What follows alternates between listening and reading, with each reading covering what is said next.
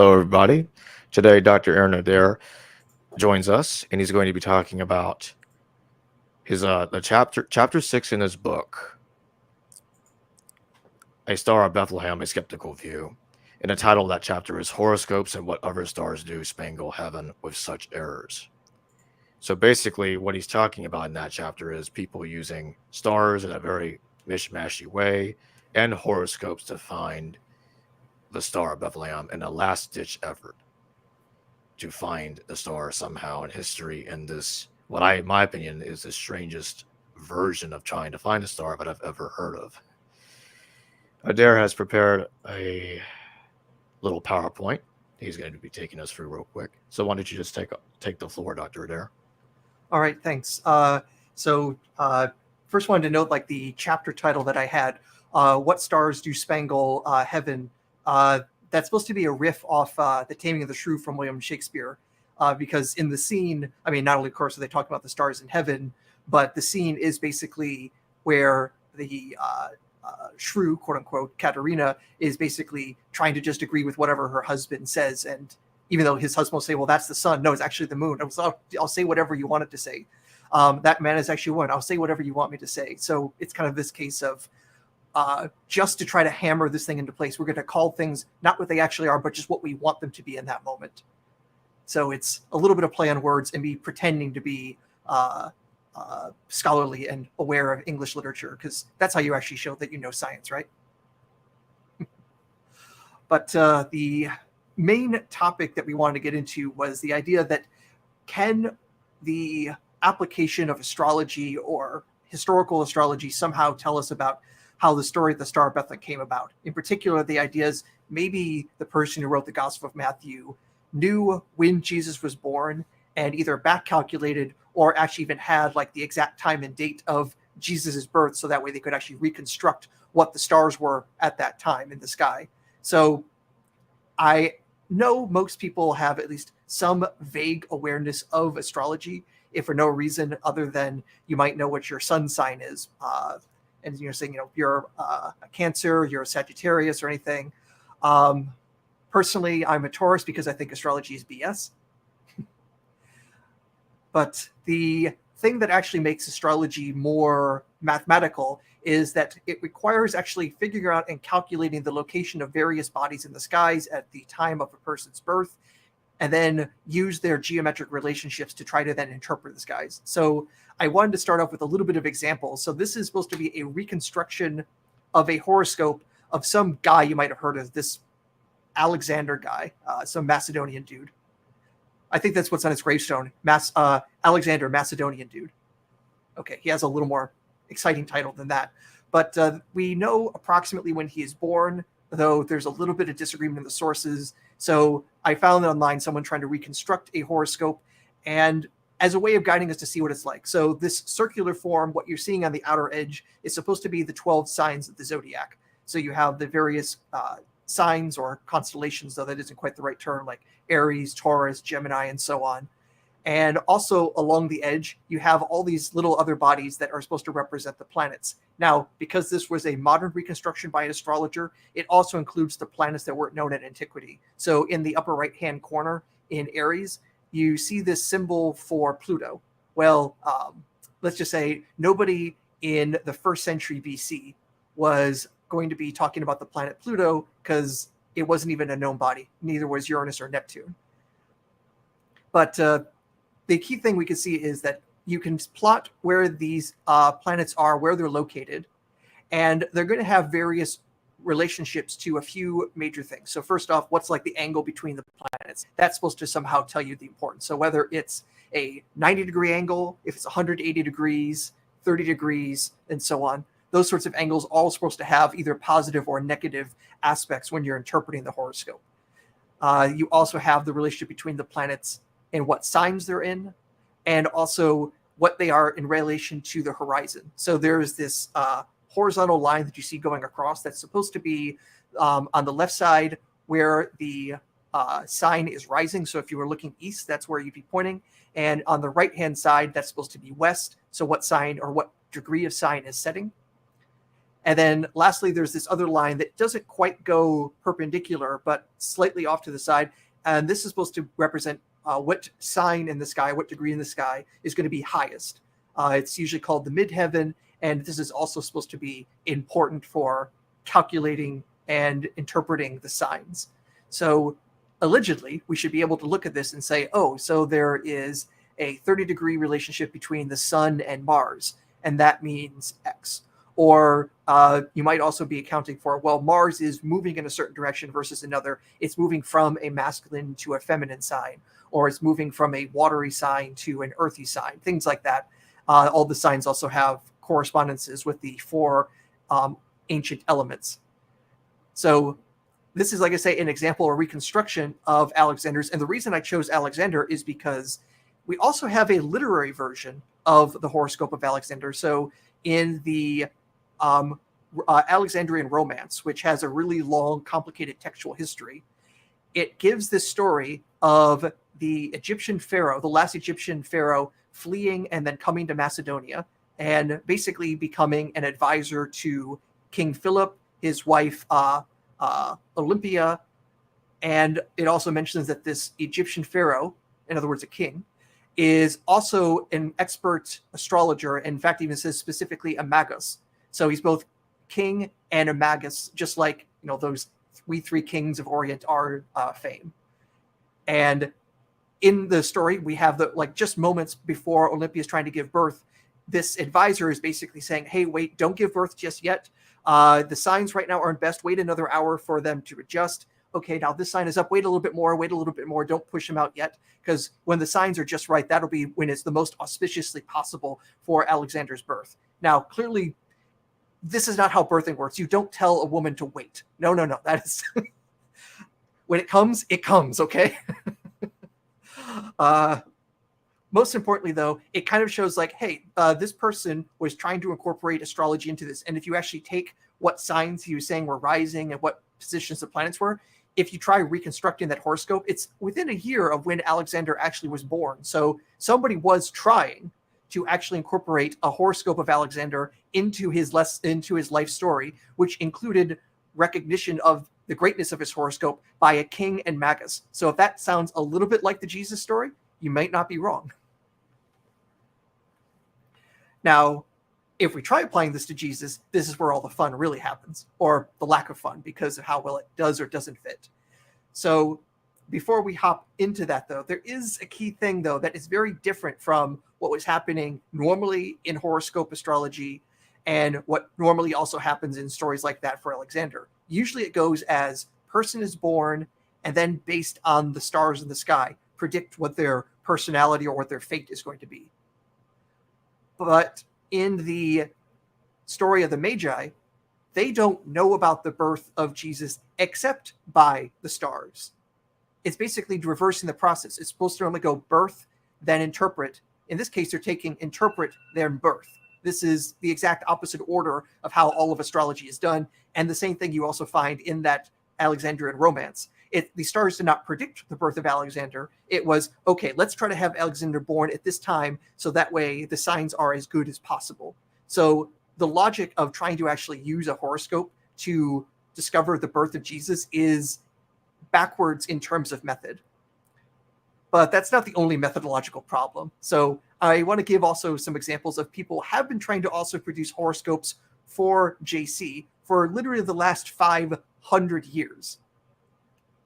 So on the left side, this is a reconstruction of a horoscope by a French cardinal, Pierre d'Ailly, in the about 1411. He's writing these treatises and using astrology in part to try to figure out what the future is coming, what it was able to tell us about the past, and he has an attempted reconstruction of the birth of Jesus. Now, he's basically going on, well, Jesus was born at midnight on Christmas Day, so we're just going to, move the clock back to 1 BC and figure out where the stars and planets are, and then say, oh, and this arrangement is definitely super important and powerful, and definitely says Jesus is, a really great, awesome guy. Others in the later Middle Ages and Renaissance will make their own adjustments and say, well, it has some problems, like it doesn't have the location of Virgo in the right place, because everyone's like, well, Virgo should be important to this whole birth of the the son of a virgin. So how do we get that to work? So let's just jigger the system so that fits. And in recent times, there have been numerous attempts. On the right side has been probably the most scholarly one from an astronomer by the name of Michael Molnar. He wrote this book back in the late 90s, arguing for a particular arrangement of the planets as the Star of Bethlehem, or at least the inspiration to the story. And he also tried reconstructing what the sky would have looked like at a certain time that either was the birth of Jesus or was back calculated to be the birth of Jesus, and to say, hey, it has all these super important aspects. He basically looks like a Roman emperor, but in Jewish form.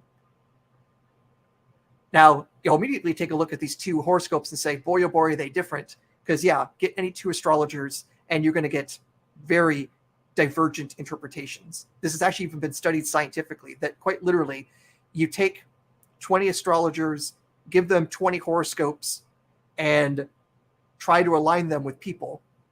You basically get an agreement no better than that of chance.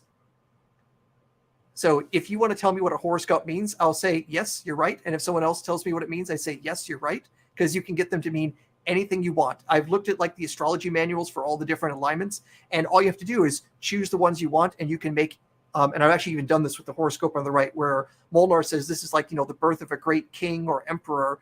I did the same thing and figured out, oh, it actually predicts someone who is deformed physically and is probably working as a sex slave. So either Jesus has elephantiasis and a unremarkable male prostitute, or he's king of the world. Your choice.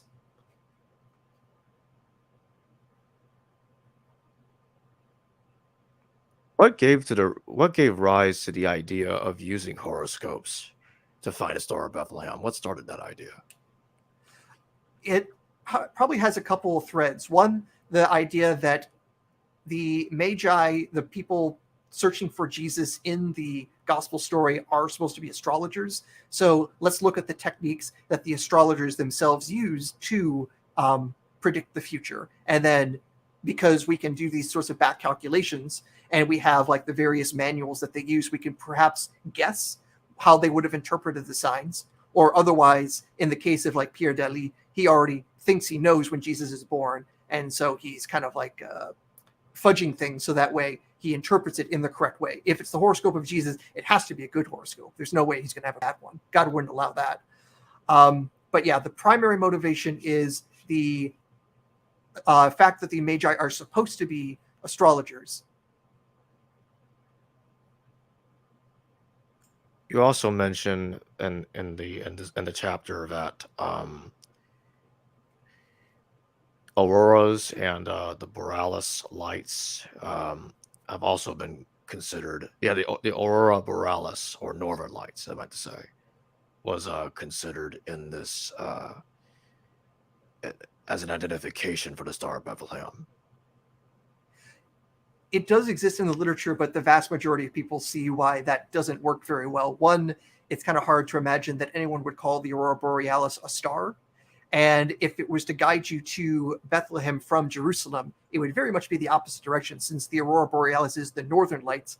Bethlehem is south of Jerusalem. So if you tried following the aurora borealis, you'd more likely end up in Norway than at the stable where Jesus is supposed to be laying in the traditional creche scene.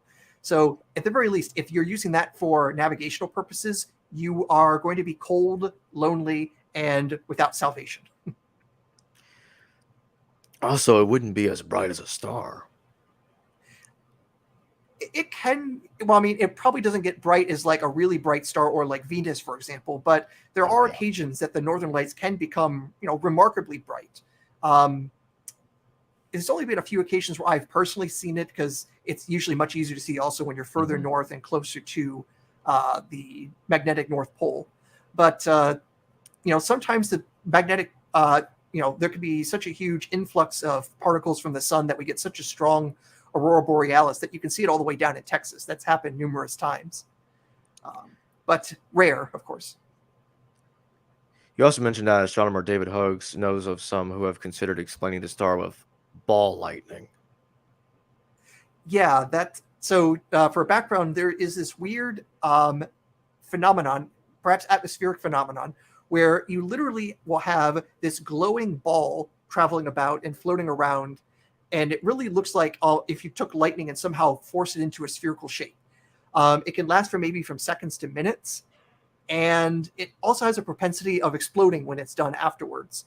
It's still not well understood the cause of it, but there have been reports of it in lots of different circumstances over centuries that we are pretty sure that this is a real phenomenon, but it has been very difficult to, say, recreate in the lab and figure out exactly what's causing it. But it's most likely somehow related to electromagnetic phenomenon, and basically almost like, lightning itself in this sort of thing kind of floating around, and just, a really hot ball of plasma for seconds to minutes. And I don't think anyone has been seriously hurt by these things exploding, but it has at least scared quite a few people when it has appeared. So the idea, though, is, hey, this ball lightning is different than a star in that it's not, millions and millions and millions of miles away. It could be floating literally right in front of your face. And if it then were traveling in the direction of Bethlehem, you could say, okay, there's this star-like object floating around and going in the direction we want to go. So it, of course, requires, one, there to have been this ball lightning event, which is already rare. Two, that it's going in the correct direction. And three, probably also the problem is, how long does it take to get there and actually then stop in its spot? Because the walking journey from Jerusalem to Bethlehem is a couple of hours, and ball lightning never really lasts that long. And of course, if it really were ball lightning and it exploded, you would think the Gospel of Matthew would at least mention that, just because it's so effing cool. You also mentioned that Douglas Elwell, who has a master's degree from Wheaton College in biblical studies, argues that the star was a reappearance of planet X, which itself was a product of a collision with the proto-Earth and an interstellar object in the distant past. How does he argue that? So he is definitely being inspired by ideas like Immanuel Velikovsky's Worlds and Collisions from the 50s. So I don't remember the details well from his book about how he tried justifying that, and if he actually subscribes to Electric Universe or anything else like that. But nonetheless, the idea is that, okay, if there is this planet X that can sometimes do these near passes of Earth, perhaps that is what came by, and because it would be so close, it would be an extremely bright, fast-moving star going across the sky. But even if it were close, it would not be so close to actually, like, say, as it seems to be described in the Gospel of Matthew, pointing out an individual house. If a planet were close enough to point out an individual house, the planet would basically have to do this, and then the Earth would do this, and then we would be this. There would be very little in the way of history being done, because we would have no one left to write anything. It's exceedingly implausible. And of course, there's also the key problem that if there were such a planet X, it had these close approaches to Earth and had this orbit that was as described. We would have already detected it with our telescopes years and years and years ago. It would not have been able to hide that well. And of course, also, if planets are coming in that close to Earth like that, it would also completely mess up Earth's orbit. Earth's orbit is almost perfectly circular. And that is not something you get if something is coming in every few thousand years and whacking it. Basically, imagine trying to ride your bike, but every 5 minutes somebody comes along and tries knocking you down. You're not going to exactly get a nice straight path on your GPS map when you're going biking. It's going to look like a total mess because, some jerk is coming along and nudging you around. You also mentioned that still other alternative writers are more traditional in a sense when it comes to ideas about the star. The New Age Orentia book, for example, provides all sorts of biographical information about the life of Jesus, including his nativity. The Massive Tomb states that the story of the star is a legend, but is based on the conjunction of Jupiter and Saturn. In an interview on the radio program Coast to Coast AM, novelist and ufologist L.A. Marzulli, who otherwise believes the Bible tells of interdimensional beings, also argued for a conjunction as the Star of Bethlehem rather than a flying craft, but he went for a conjunction between Jupiter and the star Regulus in 3 BCE, so you can't please everyone, it seems. Yeah. That was such a weird thing. It's like, he's willing to explain just about everything with aliens, but this seems to be an exception. And I guess it's because I think Lazuli is also somewhat traditionally Christian, and maybe he doesn't want the Bible to be so completely explained by aliens and make Jesus into an alien rather than him being, proper human flesh and blood. Otherwise, does the salvation work or not? And as a caveat, right now I'm working with Jonathan Pierce, who was the editor for my Star Bethlehem book. We're currently working on a project on if we actually did discover aliens, what impact would that have on society and specifically on religion and theism? And we're having a lot of fun writing that. And that is something that comes up a bit in Christian philosopher journals and books. If aliens exist, how does salvation work for them? Does Jesus' salvation work, or does Jesus need to get himself killed on every single planet that there are aliens on? So are there a billion Jesuses? It's something we are seriously discussing, as well as the other possibilities of it, and that's something to look out for in the not too distant future. This kind of reminds me of of those that claim that the sun disk in Egypt was Planet X. There's a lot of people that believe that for some reason, or it's some giant spherical ship. Because if they say it's the sun, it can't possibly be the sun. I mean, that just makes too much sense. It's like, no, it's the sun. It's a sun disk. The Egyptians are quite serious about that. If the Egyptians can't tell the difference between the sun and a flying saucer, I don't trust them on anything at this point. Okay, I can't trust them to put on their sandals. Right. You also go on to say, but strange as this idea is, at the very least, the UFO can match up with what Matthew says. A ship can appear like a star when far away, and assuming it is reflecting or sending out light. If the ship wanted to, it could be seen in the eastern skies. And a ship can travel from north to south, stop in place, and hover over a location, even a very specific one, at least according to Spielberg. If aliens were doing this, perhaps then they could also have had chats with the Magi, or the aliens used thought transference, as Van Tassel believed. So the Magi could know what they were up to, why it's important to follow, and so on. There is the issue, though, of how the Magi would have seen the UFO over a house and still not notice it is a ship. So the fit to Matthew's gospel is still not perfect. Right.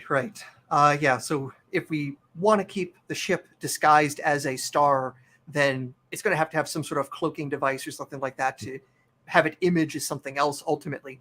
But in some ways, there is at least a tiny bit of precedence in the non-canonical literature of the star talking to the Magi. So, for example, in one of the infancy narratives called the Revelation of the Magi are basically going into this cave in their home country that's up in a mountain, and a star comes in, hovers inside the cave, and transforms itself into the child. So basically, there's literally a star child, like from 2001: A Space Odyssey, speaking to them. But he also said he's also in Bethlehem at the same time. So he's a polymorphic, multi-positional entity. Wow. It's clearly strange, and if we're supposed to treat it literally or not is debatable. But you could at least say, hey, here's an example of the star talking to them. Well, the only kind of star I know that talks is one with people inside, which sounds more like a spaceship in that sort of way. And if it's if it's a flying space baby, then okay, then it's an alien. it's right out of Stanley Kubrick. Of course, people will point out this is, again, one of the non-canonical books that's at least a century after the time that Matthew's supposed to be writing. So it's not exactly most likely to have a historical memory. But, the real issue why we probably shouldn't go down and think aliens are the best explanation for the story is that we don't even have solid evidence that aliens even exist anywhere in the Milky Way, let alone that they traveled here, let alone that they would like to go and mess with Palestinians. That does not seem to be something that is clearly in evidence. Right. And if people want to bring up the if people want to bring up the UFOs that have been, or UAPs that have been in the news recently, I will remind people that at the recent congressional hearing, the naval intelligence officer there giving testimony, basically said they have no evidence that any of the things they've shown are actually extraterrestrial. So the military has revealed all this stuff, and they said, we don't think it's aliens. I don't think we have a reason to say any of those are aliens. Yeah, it's funny. They always seem to be flying around, and cameras are taking blurry pictures of them, and they're not doing anything. Yeah, well, there's a fundamental reason why. A UAP or UFO has to be a blurry image, because if it weren't blurry, then you could identify it. Right. Yeah, so it's inherent in the UFO is that you don't know what it is, and so what it actually is just becomes imagination. You might, if you have enough information, you can at least maybe limit to what it might be, but because it's always fundamentally a blurry thing, jumping to aliens is the least likely hypothesis. And when it comes to better explanations for the various videos that you may have seen, either from the New York Times or elsewhere, the researcher Mick West, I think, has done some of the best work out there. Edward Current as well, another YouTuber, have shown ways like, hey, here's how we can actually get the same results and say this is just an aircraft that's being monitored by another jet fighter, or this is literally a Mylar balloon that we can track. They come with much more plausible explanations that we can reproduce versus a craft that we've never seen, and the best image we have is also the same quality of the best image we had back in the 1950s, a blurry dot. You also mentioned that one odd idea is that the Magi discovered that one of the stars in the sky was a variable star. A number of the stars in the night sky change in brightness for a variety of reasons, most commonly because there is actually a star pair. Two stars orbit about their center of gravity and can periodically block the light of the other, making the combination seem dimmer. One such star is Algol, situated in the constellation of Perseus, where the head of Medusa is held. I have personally observed this dimming, but the dimming and return to full brightness takes several hours and may not be noticed if one isn't aware of its variations. There are three major problems with such a theory. There is no reason to think a variable star would translate into a king is born. No variable stars are recorded by ancient astronomers. The star catalog of Ptolemy, inherited from Hipparchus, shows no sign of such knowledge and are not unambiguously known until the scientific revolution. I would say you took the words out of my mouth, but you took the words out of my book. Yeah. Yeah. I do remember, in particular, it was a school assignment, college assignment, to actually observe the star Algol and record it and try to, do some level of a science paper for that. So this was undergrad. This was not graduate studies, because like I say, the research on variable stars of just basic observations of that has been going on now for centuries. If that were grad school work, then I would never get my PhD. But yeah, the recording of it, and the reason Algol actually has this variableness to it is that there's a smaller partner star to Algol that occasionally will be directly in our line of view and block some of the light of the brighter star. So when the dimmer star is in the way of the brighter star, you get overall less light, and so it periodically gets a little bit dimmer. But like I say, the amount it gets dimmer isn't huge. I had to be consciously looking for it and even know like what time to look and when to start comparing, and continuously look at this same star for a period of hours, looking at other guide stars to then make my probably not great science paper that I got a B on or something at the time. I can't remember. If I have a copy of that paper, I want to burn it because I'm pretty sure I'll be unhappy if I look at it again. But nonetheless, that was a relatively long-term viewing over one night, and I had to know when you start even looking by just looking online of other people who've done this research. Since the earliest observations of variable stars like that is like 17th, 18th century, it'd be pretty amazing if the ancients had been observing this and knowing about it for millennia, but nobody wrote it down. And that would be. So the Magi would basically have to be pretty good astronomers to figure all that out. This is hilarious.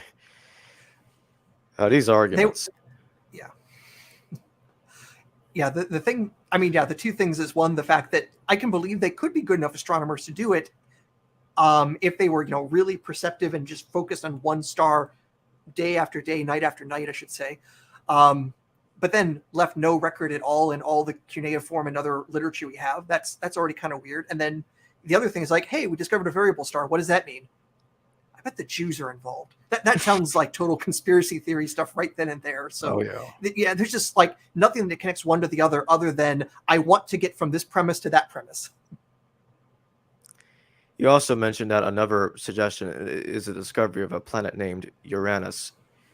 Are you saying there that someone thinks that Uranus is a star of Bethlehem? So I did see that suggested actually in the magazine that's actually published by the all the planetarium workers. It's called the Planetarium. It's their in-house journal. So how do they make And that work? okay, so just barely can Uranus be seen with the naked eye. So if you were looking at the right spot, if it were a dark sky, and you were well focused, you can see Uranus just barely. And if you had never seen it before, and then all of a sudden you did finally actually notice it, you would say, "Oh, it's a new star." And then it has the same basic ideas of all the other new stars. One thing that that author who wrote about this back in 1980 tried also suggesting it was in the same neighborhood as the planets of Jupiter and Saturn after they had a conjunction, which already planetarian people have been saying, "Oh, this is an important sign in astrology and specifically to the birth of the Messiah." So then if there's this conjunction and then there's this quote unquote new star, then that might be what's going on. But then it has all the same problems that the idea of a supernova has. It doesn't actually move any appreciable amount. It definitely can't hover over a particular house. And the simple fact that nobody recorded Uranus until it was discovered by William Herschel in the late 18th century. He discovered it just after the start of the American Revolution. It's also a bit worth noting that when Herschel first discovered it, he named it George. After King George III. And as you can imagine, the French weren't going to call this planet George. Those rowdy Americans weren't going to call it George. So eventually it got a nice classical name of calling it Uranus or Uranus or Uranus, whichever name you want to say that makes you giggle. So far, what do you think has been the most promising argument, the most logical argument for the Star of Bethlehem? That if you had to pick one. Of the astronomical sort or the more In general. biblical? Okay. Yeah, I'll break it down to a few categories. So if someone wanted to explain it completely in terms of astronomy and astrology, the horoscope one at least has the ability to say we can know exactly what was in the sky, and we have the various astrology manuals to see how they might have interpreted things. Probably not the sort of horoscope that you would use for like predicting someone's fate based on their birth. It's also a bit confusing because you can also use horoscopes for all sorts of other things. So the birth horoscope is the one that you might be the most familiar with, but also you can go to an astrologer and have various questions asked, like yes or no sorts of questions, and they'll draw up a horoscope based on when you ask the question to try to answer your question.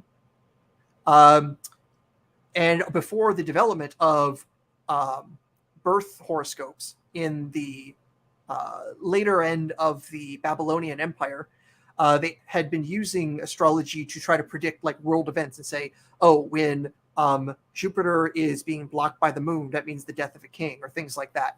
And because we can at least reconstruct the skies and say, oh, this particular conjunction or this particular eclipse definitely did happen, that at least has that sort of scientific strength to it. We don't have to guess what was there versus supernovae, which we might not have a record of, but we'll just say maybe there was one, or a comet that wasn't recorded. Well, maybe there was one. That already has a bad premise to it.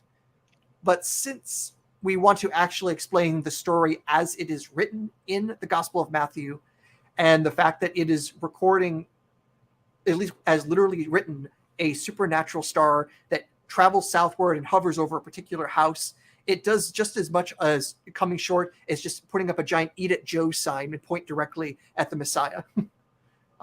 Though in some artistic depictions, the star actually does directly do that and literally sends a beam of light right into the crib. So more literary explanations are the ones that are much more fitting. And in my book, I argued that the best version out there is that it's supposed to be based on the star prophecy from Numbers 24:17. A star will come out of Jacob and a scepter out of Israel. That we know this prophecy was used a lot to predict the coming of the Messiah. It was used for Simon Bar Kokhba when he led an uprising, claimed to be the Messiah. We see that it was used for Jesus in other writings. It's tangentially referenced in the book of Hebrews as also referring to Jesus. So that Matthew would have used it to refer to Jesus or the birth of Jesus is not inherently implausible. I am working on a project to actually maybe dig into an earlier source Matthew might have actually used, but I will say that it is even more supernatural, not more astronomical. Well, thanks for joining me again, Dr. Adair. This has been a fun discussion. I thank everybody for their participation in the live chat, and I will see all of you later. Thank you. Hello viewers, thanks for watching this video from the History Valley YouTube channel. Please don't forget to subscribe and hit the notification bell. And if any of you wish to further support this channel, please consider checking out this channel's Patreon page and becoming a patron, and or donate through PayPal or through Super Chat during a live stream. Thank you.